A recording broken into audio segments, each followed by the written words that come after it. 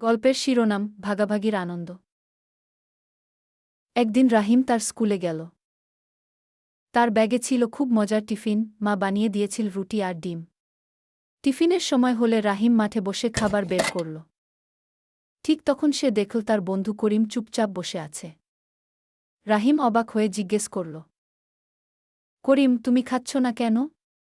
করিম একটু লজ্জা পেয়ে বলল, আমি আজ টিফিন আনতে ভুলে গেছি। রাহিম একটু হাসল এবং বলল, কোনো সমস্যা নেই, আমরা দুজন মিলে খাব। তারপর রাহিম তার টিফিন দুই ভাগ করে করিমকে দিল।